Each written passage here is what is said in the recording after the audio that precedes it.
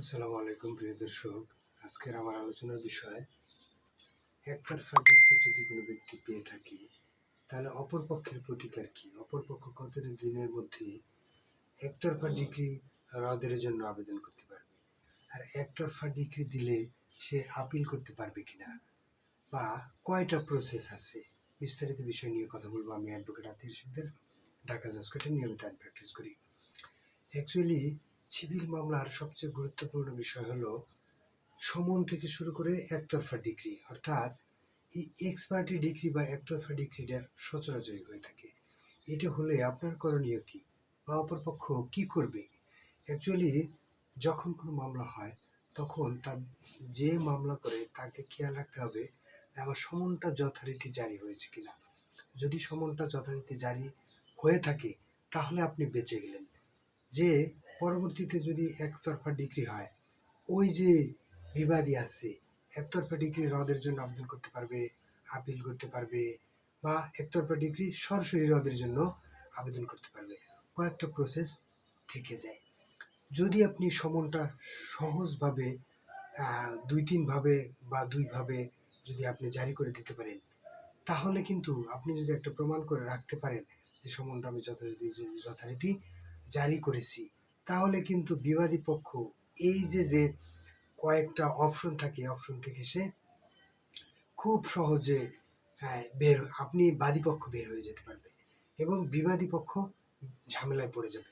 কারণ আপনি সমন রেখে দিয়েছেন, আপনি সিগনেচার করে রেখে দিয়েছেন, সেটা আপিল করবেন, অথবা সরাসরি রদের জন্য আবেদন করবেন, অথবা মিসকেস করবেন।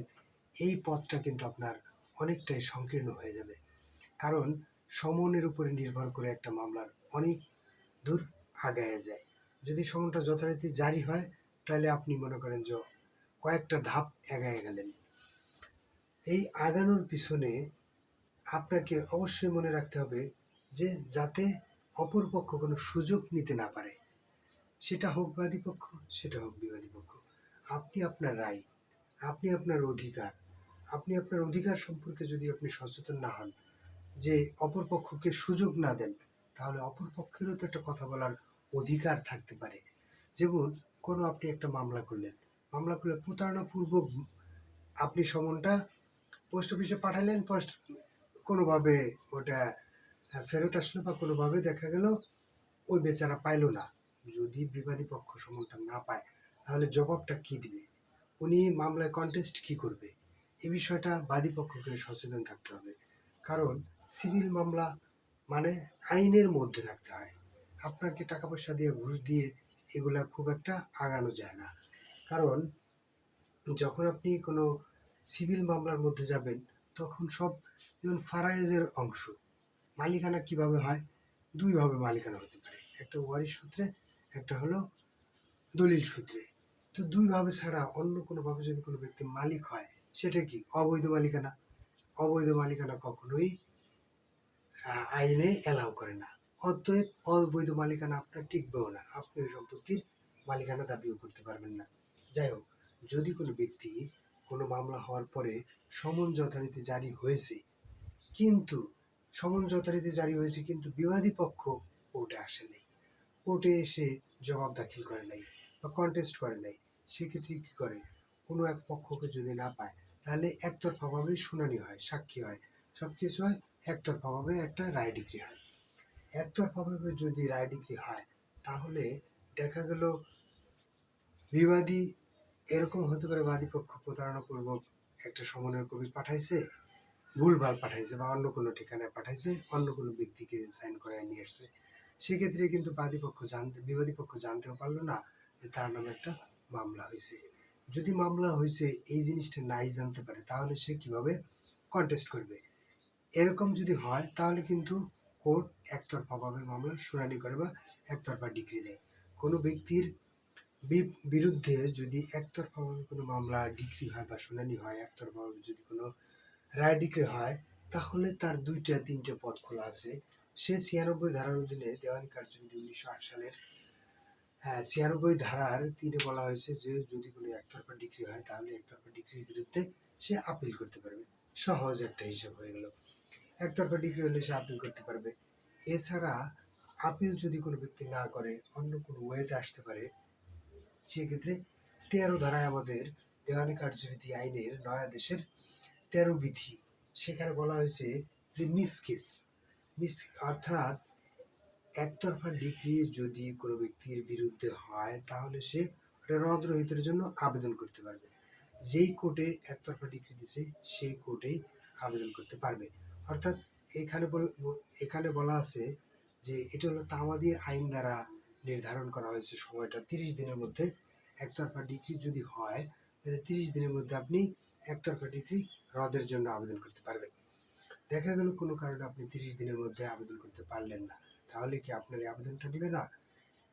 যদি কোনো ব্যক্তির যুক্তিসঙ্গত কারণ থাকে, যেমন ধরেন যুক্তিসঙ্গত কারণ বলতে কোনো আত্মীয়ের মৃত্যু হতে পারে, অ্যাক্সিডেন্ট হতে পারে, ঝড় অ্যাক্ট অফ গড, অর্থাৎ আল্লাহ প্রদত্ত কোনো দুর্ঘটনা হতে পারে, বা এরকম যদি কোনো গ্রাউন্ডস থাকে যে আপনি অসুস্থ হতে পারেন, পাগল হতে পারেন, এরকম যদি গ্রাউন্ডস থাকে, তাহলে আপনি এই 30 দিন যে আছে এই 30 দিন আপনি বর্ধিত করতে পারবেন।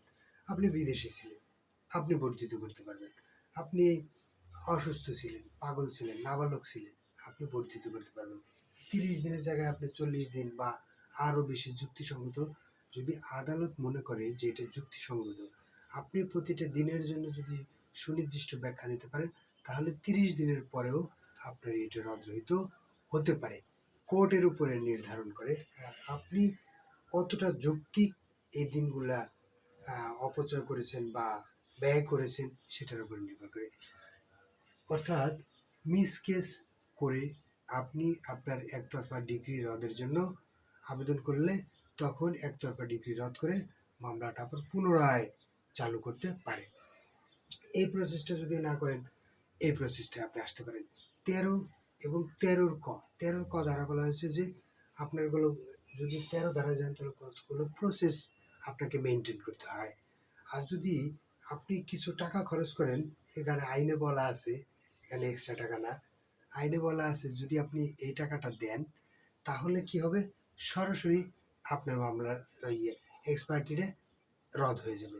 তো যদি আপনি সরাসরি রদ করতে পারেন, একটু টাকা বেশি খরচ হয়, সরাসরি রদ করতে পারেন, তাহলে কি হলো, আপনার জন্য দ্রুত মামলার কার্যক্রমটা স্টার্ট হয়ে গেল। তাহলে আপনার কিন্তু সময় আর অপচয় হচ্ছে না বা পিছনে আর তাকাতে হচ্ছে না। তো যদি আপনি 13 ক ধারার অধীনে সরাসরি এক্সপার্টি রদের জন্য আবেদন করেন, তাহলে আদালত যদি মনে করেন যে এটা যুক্তিসঙ্গত, তাহলে আপনাকে এক্সপার্টিটা রদ করে দেবে। তবে এই সময়টা কিন্তু আপনার স্পেশাল দেওয়ানি কার্যবিধি 1908 সালের ওই 13 ক ধারাই বলা হয়েছে যে 30 দিনের মধ্যে করতে হবে। এ কারণে এই সময়টা আর বর্ধিত করা যায় না।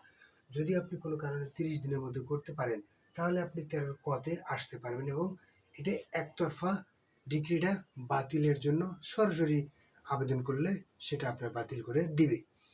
কোর্টের উপরে নির্ভর করে এবং যুক্তিসঙ্গত সব বিষয় বিবেচনা করবে।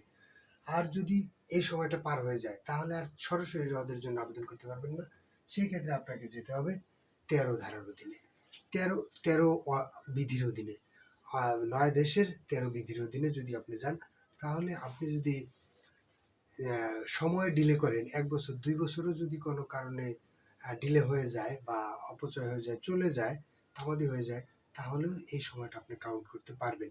সেটা যুক্তিসঙ্গত সময়ের উপরে নির্ভর করে এবং কোর্ট সেটা যদি নেয় তাহলে আপনি এটা এক্সপার্টিটা রদ করে আপনার মামলা পুনরুজ্জীবিত করে আপনার মামলা আবার নতুন করে আপনি জবাব দাখিল করে মামলাটা চালিয়ে যেতে পারবেন।